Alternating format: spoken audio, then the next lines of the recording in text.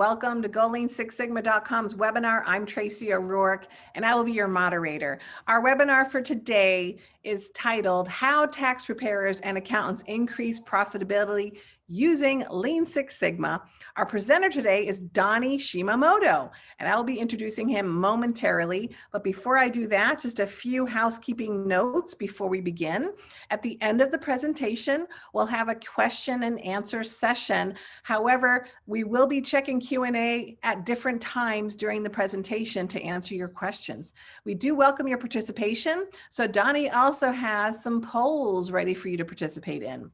If we don't get to all of your questions during the webinar, we'll answer and post them in the GoLean6Sigma.com LinkedIn group. So join there if you haven't yet already. And please go ahead and tell us where you're from in the chat window if you haven't already. So we have someone from Glen Burnie, MD, Maryland. Tawana from Memphis, thank you for joining us both. We also have a few others, so just go ahead and let us know where you're from in the chat window. We don't want to keep you, so we know your time is valuable. So let me go ahead and introduce Donnie. All right, so Donnie is the founder and managing director of Enterprise Technologies, an advisory-focused CPA firm providing innovation management and organizational development services for small and middle market businesses and nonprofits.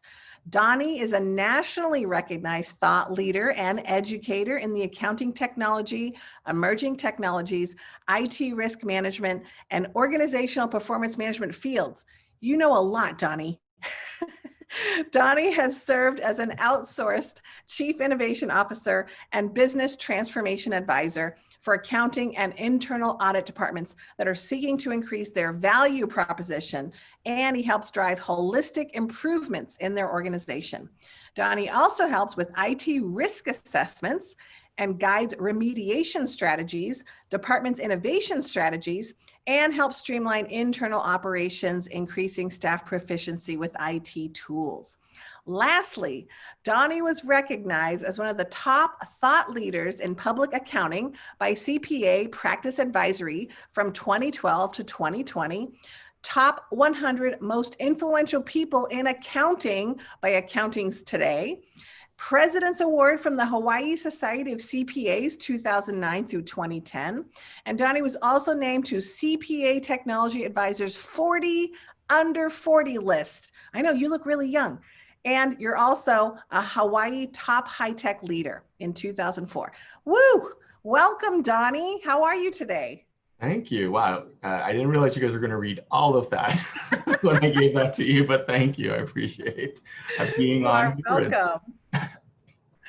Well, I'm going to go ahead and let you get started on this powerhouse of a presentation you have for us. Thank you. And actually, excuse me, now that a lot of you, sorry, let me get this polls going here. Now that you've learned a little bit about me, I would like to learn a little bit about all of you out there. So I've launched some polls to help us understand who you are and what size of practice you're coming from. That actually helps me to tailor a little bit of what we're going to be doing in the webinar today. I'll tell you too that a little bit more of my background. I am a CPA, but I'm a non-traditional CPA. So I don't do audit, tax, or bookkeeping. A lot of times people then go, well, how are you a CPA? I do what I believe all of us as CPAs do, or accountants do, which is to help people make better decisions. In my case, it happens to be better decisions about technology and the way that we use technology to support business. And this really plays out in two ways. One of this is an innovation, and it's about bringing new technologies in, new business practices. And the other side of this is in risk management. So think about cybersecurity and business continuity and all these other things. And those two actually work together to really help transform business and help us be ready for the future. And so with that, I am going to then close the polls, and we will continue on. So let's take a look at where we're going to go. So today we're going to look at how you actually increase profitability in a tax practice using Lean Six Sigma. And this is actually going to be tied back to some of the research that I've done around tax automation and outsourcing. And through that research, we've identified the 8 keys, which I will be sharing 4 of the keys, and you can see them here. I'll be sharing 4 of the keys with you, and we actually have an offer for you as well, which is that you can get the full white paper that describes the whole 8 keys for free today. And so keep an eye out for that, because that's coming at the end. All right, let's kind of jump in and really kind of think about this. And by the way, I welcome any of your questions through that Q&A panel. The way that I normally will do this is when we hit a poll, I will stop and take a look at the questions. So definitely throw your questions in there, because that's where I'll be looking when we take polls. All right, so where does Lean Six Sigma help in tax automation and outsourcing? It's actually very important to apply Lean Six Sigma techniques when you're automating or outsourcing your tax return preparation process. The reason for this is that often what we'll see people come and they'll take a process and they'll automate this bad process. Well, the problem with automating a bad process, think about automation and what it does. As we take inputs and we put them into an automated process, that automated process is a lot faster and a lot more efficient at processing these inputs, right? So we get faster output. Well, if you take a bad process and you automate it, you put bad things into this bad process, you get a lot more junk, bad things coming out of the end. And that's one of the biggest mistakes we see people make when they're looking at automation. So it's important to first look at your processes and revisit them using Lean, where we're going to look then at efficiency, right? And looking at what is important to the customer, while also looking at Six Sigma, where we're going to look at the reduction of minimization of errors. And I think of that as quality, right? So in efficiency, balancing efficiency and quality, and maximizing then the value back to your clients that you're preparing these tax returns for. So again, I mentioned we have this white paper that is research that I've done. The white paper was originally funded by SurePrep, which is one of the automation technologies. But I can tell you that as I did the research for this, we actually touched on a lot of the other vendors. So the 8 keys that are contained within this paper are actually generic enough, or I think of it as vendor agnostic. You won't see a mention of any vendor directly as we go through the 8 keys, because you can apply these to whatever you're trying to do within your automation scenarios. So this really helps you to understand how firms that were successful in using automation, what they did, the thought process that they went through, as well as to really look at also outsourcing, because we found that as people looked at automation more, that they were within probably 2 to 3 years switching into outsourcing as well to increase their profitability. And then we also looked at the human factors, like getting buy-in and adoption from staff. How did people actually do change? This was one of the things for me, being an IT consultant for a long time. We've seen where organizations have rolled out systems and they've not gotten used. And that's a big problem, right? You've just invested all this money to design and implement this system. And if nobody uses it, none of us see any of the benefits from that. Last but not least is really kind of looking at the big picture of how do we make this change, and how do we know that it's going to be change that's meaningful, and again, kind of increase our profitability as we go forward. I will mention that outsourcing was integral for success, and we saw this with a lot of firms. This wasn't usually in the first year. It was usually in the second or third year, because they needed to adjust and understand. We did see some adopt this in the first year. They were like, we're buying in and we're going all in. That's great if you're ready for it, and the 8 keys help you to be ready for that.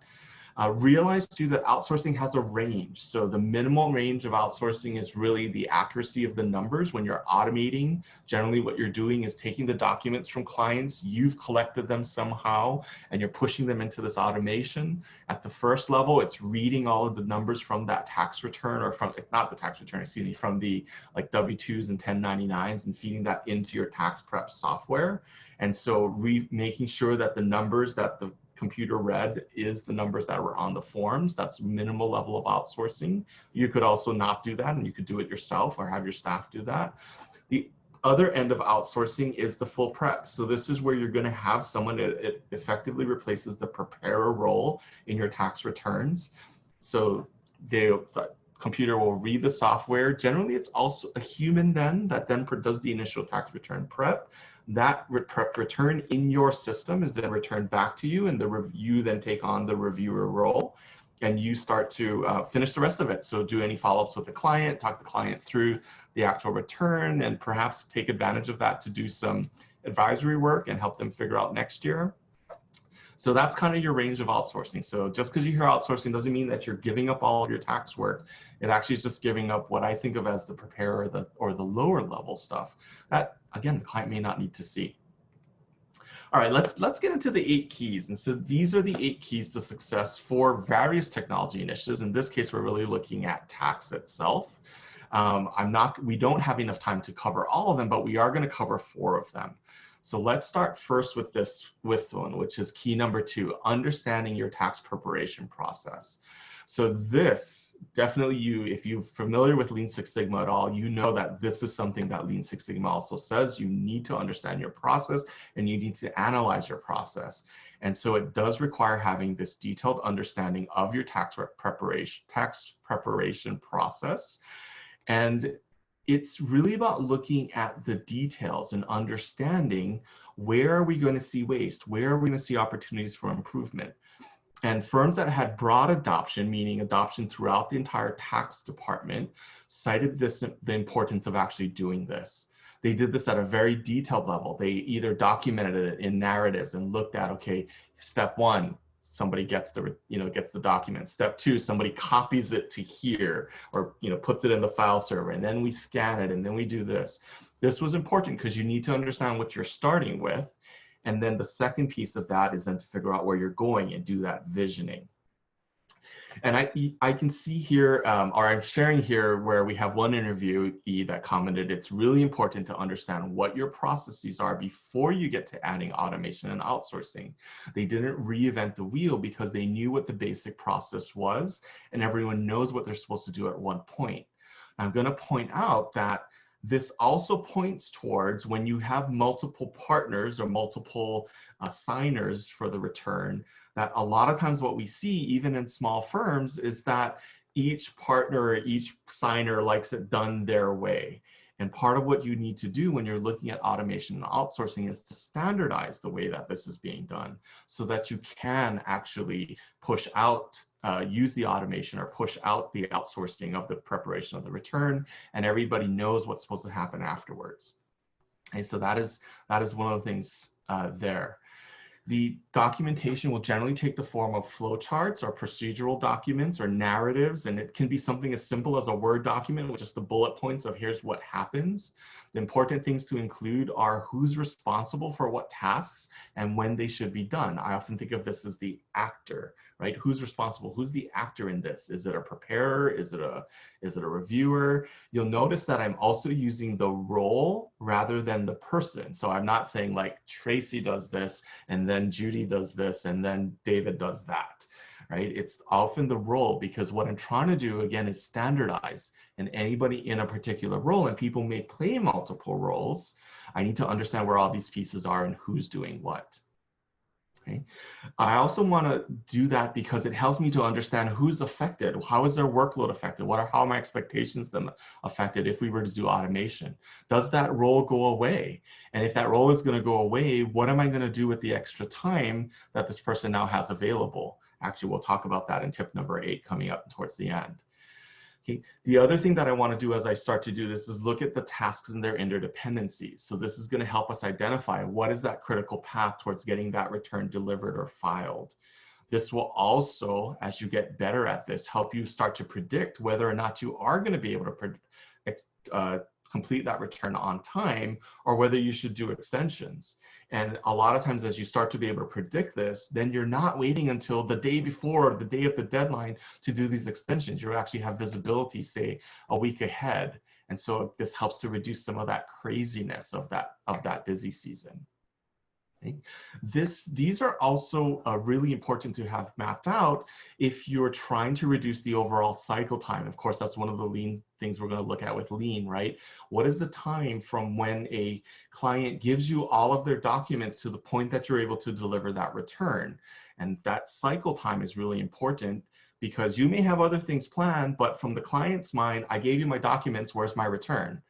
Right? So being able to set expectations, doing service level, thinking of it in terms of service levels And that might be one of the ways you differentiate your firm. Hey, when you give us your return, when you give us your documents and we have all of it, we will get your return in the next 5 days, compared to maybe some other firms are taking 10 days, or who knows when I'm going to get it, right? You could start to turn this into some type of a differentiation for your business. All right, so again, this was so important. I'm actually curious, and let me launch this poll here. How many of you actually already have some type of process documentation? Is it very well documented? Do you have it fairly detailed? Do you actually have something, but it's kind of just really a light sketch and you need to actually improve that? 3, hopefully from what I've said, if you don't have it, you're seeing the value in actually doing this. And even if you're not going to automate, if you're hiring people, right, or if you're bringing, especially if you have seasonal workers that are coming in, it's important to have this documentation for them so it's easy to onboard them. They know what's supposed to happen. They're not just sitting there going, I don't know what's going on. Or the last one, I don't really need it. Often we hear this when it's just you.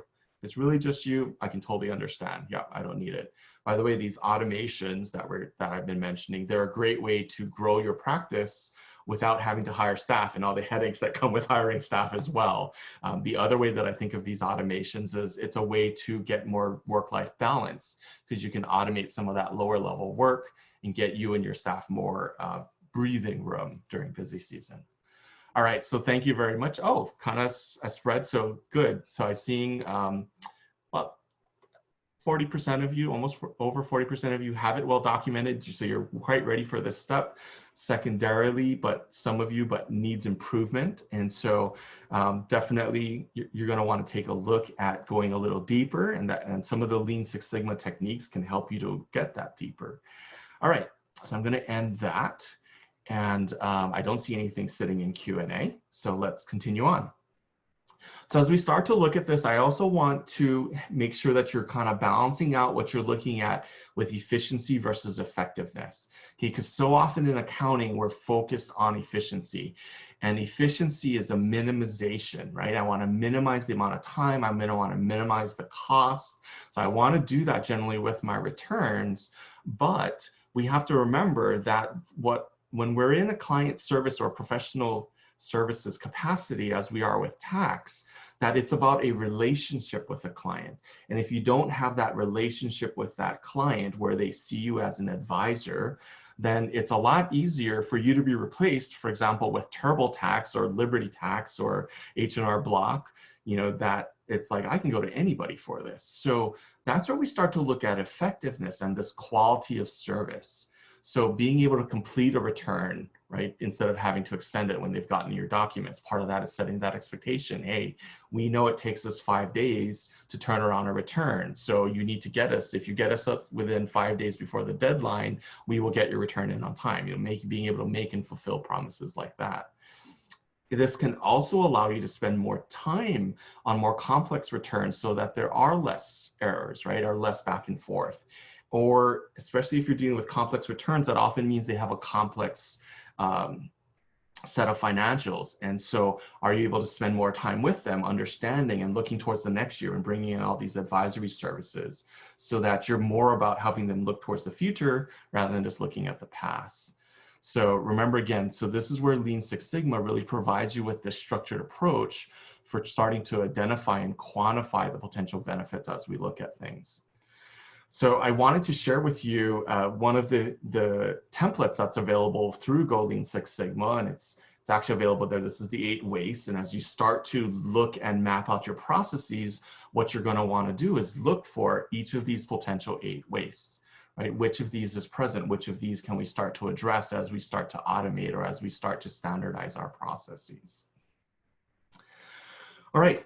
Next key number 4 is about using a pilot to build your business case. And so a pilot, very popular word today, is the trials, right? I want to do a trial. I want to see.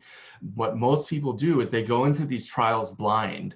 And I'll tell you, I talk to a lot of vendors. They go, we don't like giving trials because people start them and they never go back into them again. And then they're like, well, I don't know, it didn't happen. Right? The important thing in a trial or when you're doing a pilot is to be ready for it. And part of being ready for it is knowing what your tax processes look like so that you can actually set up those processes in these different vendors.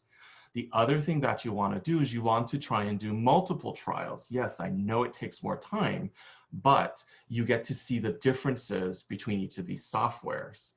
The other thing that you want to do as you're getting ready for a trial is to have a standard thing that you're setting up, perhaps the same return in each of these different trials, so that you can see with the same situation what the differences are and how these different trials may actually play out. So by doing a trial, what you're trying to do is really become familiar with how this automation works, or how an outsourcing service may work, before you're having to do them with, say, all of your returns. And you're generally never going to get to all of your returns. Usually the magic number is about 80%. You're going to get about 80% of your returns through. There's going to be another 20 that just are not the right fit. And a lot of times people will also go, well, it doesn't do everything that I want, so I'm not going to go there. That is, again, kind of the wrong mentality to take. If it's going to do 80% and automate 80%, it's going to let you focus on that 20% more and free up your time to focus on the 20%. And that's where you need to spend your time, right? Rather than this 80% that I can automate and get out of the way. Okay. So by doing the pilot, you're looking at what portion of my returns can it apply to? What changes would I need to make to my procedures and timing? Most of these automation or outsourcing things, the turnaround is about 24 hours, probably a lot faster than your staff going and keying things in, right? Because they're also doing other things. In a pilot, you're also going to quantify the benefits of the tool or the automation, and you want to also identify the total cost of automating the process.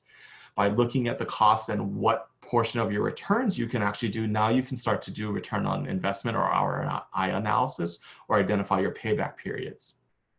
When you pull all this information together, you now have what we call a business case. And this is then the recommendation to say, okay, we should move forward. So if you're in a larger firm, this may go up to the leadership. If it's just you, you now have the information to say, okay, I've made a decision, and I'm not just trying things out here or there. I've made a logical business decision.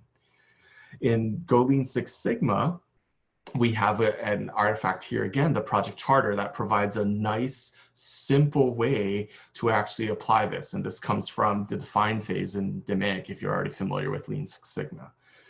So the template that's over on golean6sigma.com shows you a project charter. You can see here it's really simple. So some of you may have come from a big corporate background. You're like, oh my gosh, we are much too small to have to do something like that. You can actually keep it really simple. And again, I like this template here from Go Lean Six Sigma, because it gives you very simple, like, what are you trying to do? What's their business case? And it's a one pager. There's not that much sitting below the line here. That's what kind of gave you the snapshot, right? So great ways to kind of combine tax with what you're looking at. All right, the next key number 6, is about keeping a continual improvement mindset, or Kaizen is the word we're going to hear a lot. And this is a core philosophy of Lean Six Sigma. It's also the key to an incremental improvement of your process from year to year. If you remember, when I started this, I said the research we did showed that it was 2 to 3 years for people to get to the point of outsourcing. And you aren't going to see all the value of automation outsourcing in the first year. In fact, the first year is the most painful year. It's also the most time-consuming year of going through automation and going through outsourcing, because you have to figure things out. You're not going to be able to figure everything out ahead of time. Even myself as a consultant that does this all the time and helps my clients do this all the time, we never catch everything the first year, because everyone is a little different in what they're doing, the nuances of the client base, the nuances of the staff and how people work, right? So it's about understanding and figuring out, okay, can we mitigate the bulk of the risks and the problems in the first year, and then gather lessons learned? How do we improve? What things went wrong? What things went right? How do we address the things that went wrong, because we want to address it in the following year? With that, I'll also remind you that in tax, you normally have an annual cycle, right? So busy season starts us off. I know you can't do anything during busy season except returns, but summer becomes your first really opportunity to implement change. So what you actually want to do, perhaps early in business busy season, you want to identify, hey, what do we think we want to do next year? So that by the time you get to summer, you're ready to start to implement, and you're doing your trials, running your pilots. That should enable you to get to a decision before extensions, to say, okay, this is the automation we want to do. This is what we want to pilot. Let's do it during extensions because it's not as crazy, right? And I have more time to learn and figure out tools and get more staff on. Do your lessons learned after the October 15th deadline, and then come back and say, okay, this is the larger rollout that we're going to do for the next busy season, right? See, and then you can see the cycle. Now we go back into busy season. So the hard thing about tax is that you really only have this once or effectively twice, summer and the fall, to really try and make change without it disrupting the busy season. Now, it doesn't mean that you can't do stuff in busy season. If you do something in busy season, it just means that you have to plan it that much better, and you need to be that much more disciplined in managing the risk with that project. Okay, so the way that this applies as you're looking at tax return automation is to identify the characteristics of good candidate returns for automation. Okay. Trial and error was something that happens. You are not going to be able to predict everything, okay? Because you're not an expert in automation technology, and the vendor is not going to sit next to you with every return and figure out, oh, that's what went wrong with that one return. That was what went wrong with this other return. So you really need to look at or know that you're going to commit time to understanding what is happening, what's going wrong. And just because that one thing goes wrong doesn't mean, hey, throw the whole thing out. Take the time to learn from it. Okay? To maximize the value derived from your automation and outsourcing, you need to continually look at improving your tax operations processes and then refine the criteria to identify candidate returns. I can share with you that one of the big criteria was good source documents. So not all, crumpled or good image. It needed to be a higher quality image that went through, because the tax automation software is trying to read the numbers. If you can't read the numbers or it's fuzzy to you, the software is not going to be able to read it either. So that became part of that criteria. And part of the process change was, for example, if you got a picture, right? Because a lot of times now they're grabbing their phone and taking the picture with their phone. If they didn't do a good job in taking that picture, you need to go back and say, hey, can you take a picture again? Because I won't be able to work with this. Right? So again, it's that communication with the client. So once you've identified these different types of criteria, then you'll better be able to leverage the software. And this is, again, where this pilot comes important, because you can start to try different types of documents and see which documents are good or bad, and know when you need to go back so that it's being done up front. All right, so continuous improvement is a key here. And I then want to see how many of you actually are already doing or already have a continuous improvement process in place in your firms, because this really is critical. So it could be a formal process like Lean Six Sigma, could be an informal process. You do maybe these after action reviews or lessons learned at the end of every busy season.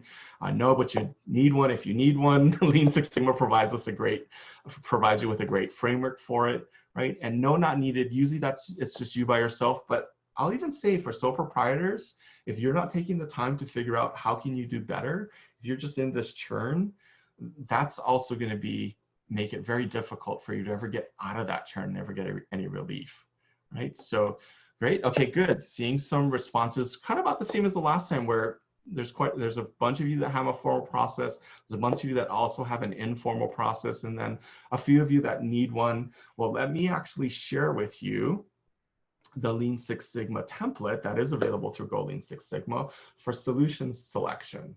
And this is what I do with my clients, is we come in and we look and we say, okay, do the after, post busy season, what went wrong, what didn't go wrong, and we don't criticize it right there. What we do is we take all the ideas and we put them into the solution selection matrix over on the left side. And so we've got the potential solution and a description perhaps of, what went wrong, and this is what we're trying to solve. And then we look through each of the columns, right? So the potential to meet the goal. Is this solution going to help us solve the problem, or does it not? Maybe it solves part of the problem, right? So I'm going to give it a lower score. Does it have a positive impact to our client? Does it help us improve the delivery of service to them, or their perception of the delivery of service to them, right? Sometimes we do stuff that helps us as the firm, but it doesn't actually help the client. Okay. Cost to implement, is it really expensive? Is it something simpler? Something simpler I may want to do sooner, right? Because it's going to cost me less. but sometimes I have to be careful of implementing something that costs less, but for example, doesn't serve the client or doesn't help meet the goal. So that's why each of these 5 different areas it's important to look at all 5. Is there stakeholder buy-in? This would be from my other partners, from my staff. Is there buy-in in actually making this change occur? One of the big problems I've seen firms encounter is they buy a solution, they implement a solution, but no one's willing to touch it. And they're like, well, no one asked us whether that will work, right? Or no one asked me how this affects my work. And there's all these reasons why I can't do it. You want to address that stuff up front. Last one, time to implement this is long or quick. And this is where that annual cycle that I mentioned becomes important. If it's a longer implementation, you probably want to implement it during summer, or figure out, can I get it within the 2 months, right after October 15th? Remember that Thanksgiving and Christmas is sitting in there as well. So we've got some lost time there. Excuse me. So you can compare the total score and then make a decision about whether to implement or not as you go forward.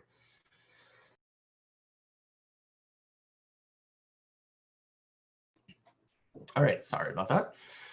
So here's our last key, which is really about adopting value billing to ensure revenue continuity. Now, the immediate thing that I get from this is most of when you hear value billing and all the value billing gurus out there that talk about it, they're like, you have to stop keeping timesheets. And I completely disagree with them. You do not need to give up timesheets to adopt value billing. What you need to do is to give up that having timesheets drive the amount that you're charging, especially for your return preparation. I can tell you the tip that all the firms that I talk to about this are basically looking at what forms and what schedules do I need to fill out, and they're using that, the number of forms or perhaps the complexity of the form, and the number of entries, like if there's gain or loss, right, for capital, the number of entries and things that I have to do to drive the price. So there is a way to do value billing based upon the forms and number of entries that you have to do compared to the amount of time it takes. I'll explain why this is important. It's because value billing is what you're going to use to offset the revenue. If you're purely charging based upon price, all your automation, all the outsourcing, even if you decide not to do it and you just apply Lean Six Sigma to your processes to get rid of all the waste and everything, you're going to spend less time doing that return. If you're only billing based upon the hour, that directly translates to reduced revenue and therefore reduced profitability, right? The other thing I hear people say is that, well, I need to lower my prices to become competitive. Well, then you're going to start eventually competing with H&R Block and Liberty Tax and TurboTax, right? That is a spiral of death in your revenue. So be very careful if you're going to actually take that approach. Even in the research, firms that were not doing value billing yet, they were considering adopting it. And this was because they started to see that revenue. They're like, yeah, we know we need to offset that revenue loss. And so they were getting ready to implement. That was usually in the second year. Okay. Automation and outsourcing reduce staff workload. And because most of our staff are salaried, this doesn't actually result in an increase of profitability. The vendors will tell you, we're going to increase your profitability. And that is, they can if you fire people. If you're not willing to fire people, or maybe you have hourlies and so you're reducing the amount of hours you're paying for, that's going to be a valid savings. But most of the time we want to maximize and we want to keep our people happy, right? And so you're going to want to do this value billing because now I can leverage my staff more. Or the other side that I've heard is, I really just want more work-life balance. And I'm sure after this last crazy tax season, right, that you definitely want more work-life balance. So consider bringing in automations, not just to grow, because some of you may say, I don't need to grow. I'm good. I'm happy with my profitability. I just want more time to myself during busy season. And that's what you can do, is use automation to get you that without impacting your bottom line. However, if you are looking to grow, what you can do is then leverage the time that you're freeing up from your staff to sell more engagements and generate more revenue.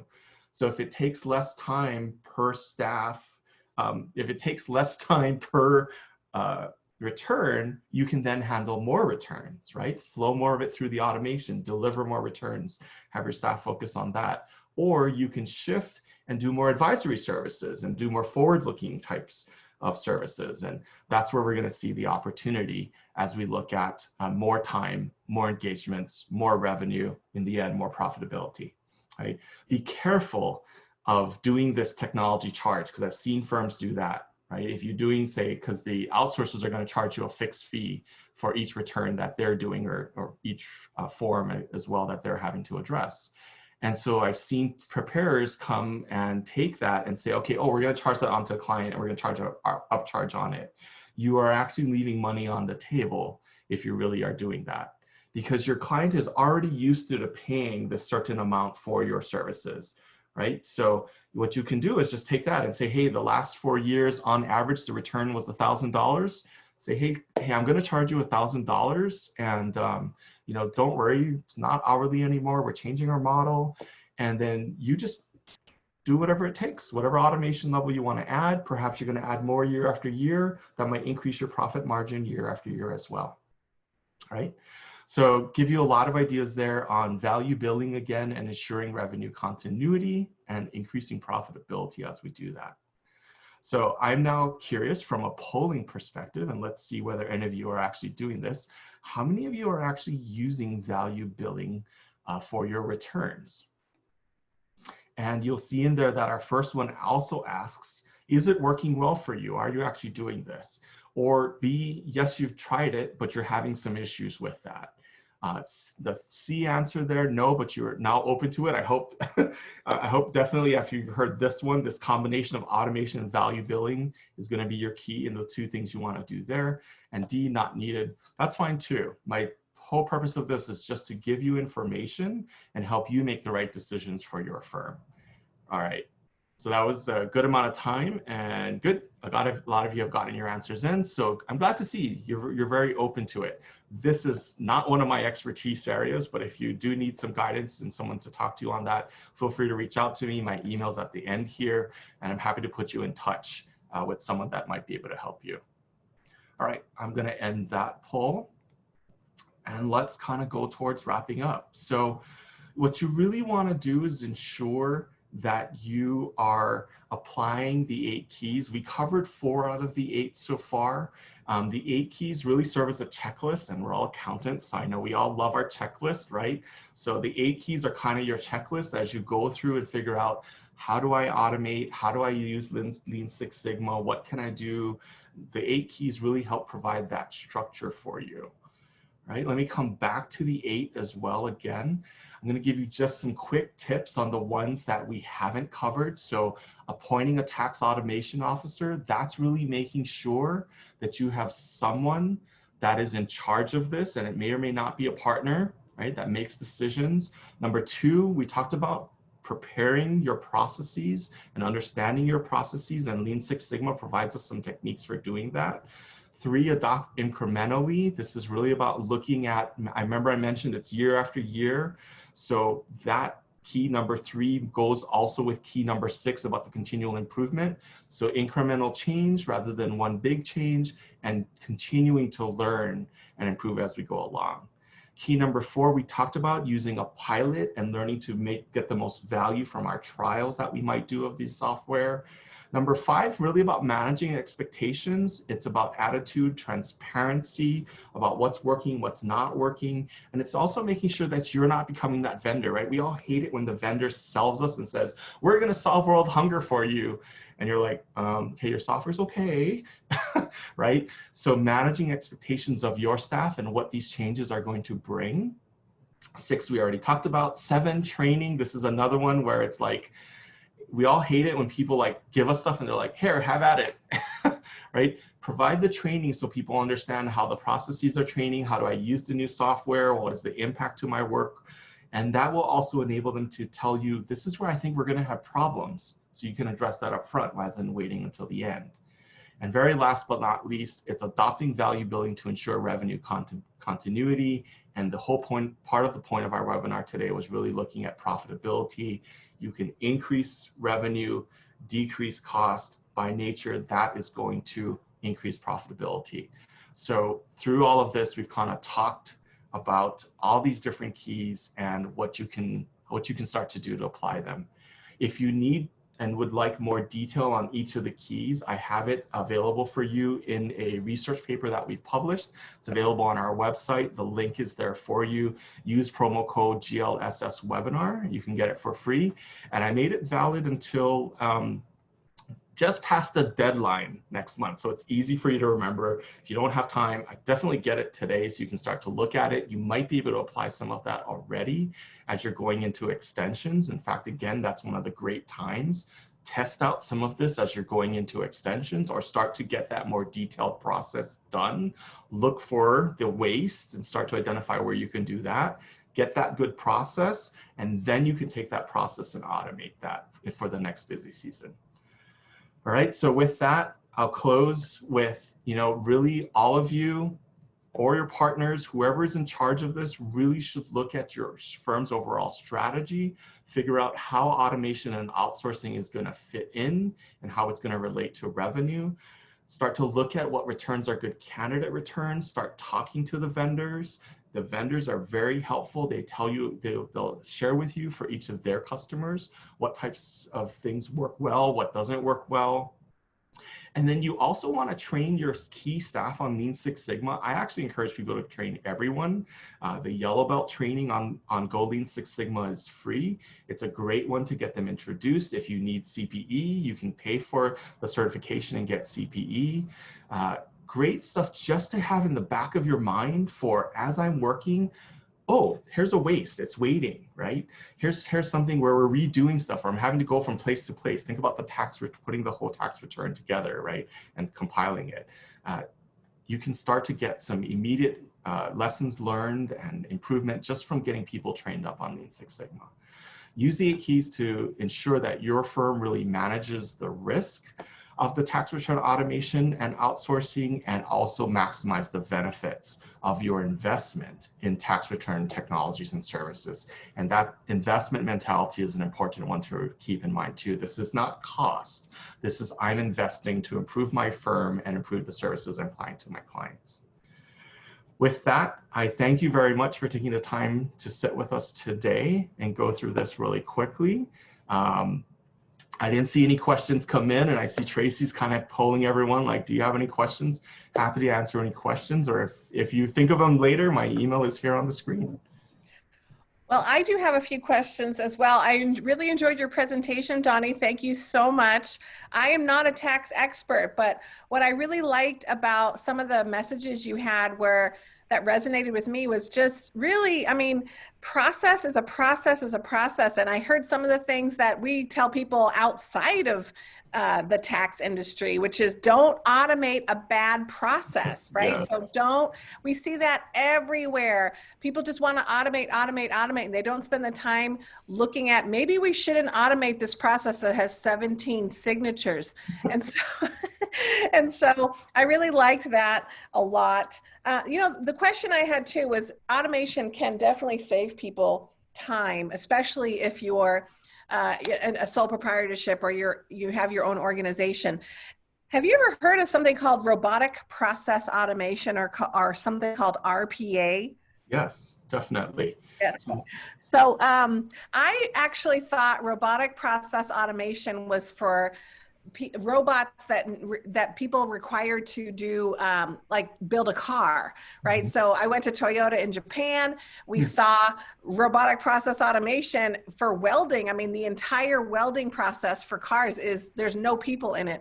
They use people other places that are more important, like visual inspection that cannot be done by a robot. Yep. But I saw this presentation on robotic process automation. It was a small business owner.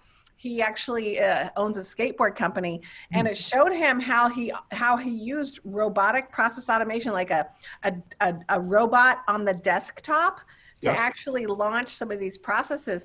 We'll share a link for that particular podcast if anybody has an interest. But what processes have you found that you've automated that have been really beneficial for you? So we work with firms. So for us, it's looking at what the firms are automating. The software, the tax automation software, will automate the reading in of the information, the validation of that. They can do the outsourcing. The other things though we'll see is the workflow automation. So this is also where it's important to understand the different steps and when there's a client interaction or not, because that's what the workflow automation will do. And then robotic process automation is the third piece in that, where we'll use that to bridge the gap. So I think of the RPA, or robotic process automation, as almost like a virtual worker. You know, in the factory, it's the one that's going and moving the stuff along. In the accounting context or in the tax context, it's a computer that's sitting by itself, and it looks like a ghost actually going and copying and moving information in. What we do is we use robotic process automation to bridge when there isn't a direct integration available. Okay. So for example, a lot of tax software, there's not an integration for when you e-file it, there's not an integration to return whether or not the e-file was accepted.